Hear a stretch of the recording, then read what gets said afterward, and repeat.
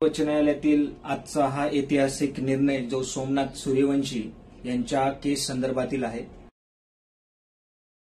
Register on the basis of complaint application dated. This is most important.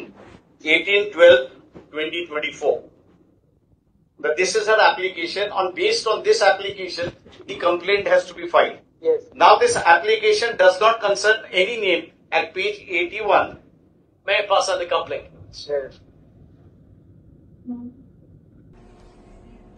या निर्णयाच्या पाठीमागे सर्वात महत्वाचा आणि सर्वात तळमळीचा हात जो आहे तो आदरणीय बाळासाहेब आंबेडकर साहेबांचा आहे.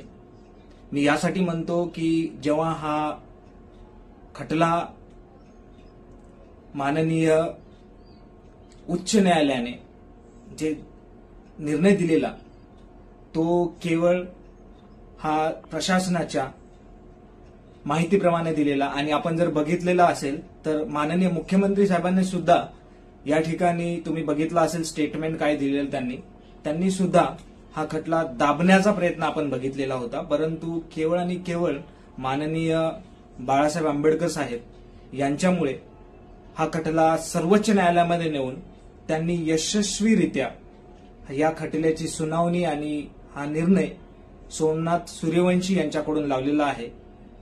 जे कोणी विक्टिम्स आहेत त्यांना कठोर आणि कठोर कारवाई करण्यासाठी त्यांनी महत्वपूर्ण भूमिका बजावलेली आहे. आणि मला या खटल्यातून या विजयातून एकच सांगायचं आहे आपल्या समाजातील सर्व घटकांना, SC ST जे काही OBC बांधव आहेत आपले, जो नेता आपल्यासाठी एवढा झटत आहे त्यांना मी पाहिले आहे साक्षामध्ये ते एकदम ज्या भूमिकेमध्ये ते कार्य करतात, ज्या योग्य पद्धतीने कार्य करतात तसा नेता कोणीही भेटणार नाही. परंतु या ठिकाणी आपलाच समाज त्यांना काही प्रमाणामध्ये त्यांना असं वाटत आहे की आपल्या सीट्स येतील किंवा न येतील ते प्रश्न वेगळा आहे. परंतु आपला समाज जे आहे ते आता खूप विखुरलेला मला दिसतोय की आपल्या खऱ्या नेत्याला जर हे बघा, खरा नेता जो कधी येतो, जो संकटामध्ये काम जो मदत करतो तोच खरा नेता असतो. तर आपल्या बांधवांना मला हेच सांगायचं आहे की आपल्यावर जो अन्याय अत्याचार झाला त्या अन्याय अत्याचारामध्ये भरपूर लोक दिल्लीवरून आले, ज्यांना तुम्ही मतदान केलेलं आहे ते सुद्धा दिल्लीवरून लोक आले. परंतु त्यांनी फक्त फोटोचाच त्यांनी हा खेळ खेळलेला आहे. फक्त फोटो काढले आणि सोशल मीडियावरती टाकलेत.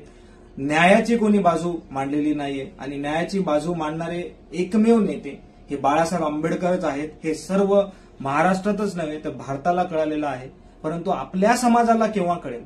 कारण आपला समाज जे आहे ते केवळ आणि केवळ काही पैशासाठी, काही तुकड्यासाठी इतर पक्षामध्ये जाऊन चापलूसगिरी करणे, आपल्या स्वतःच्या सीट्समध्ये कमजोरी आणणे हा प्रयत्न चालू आहे.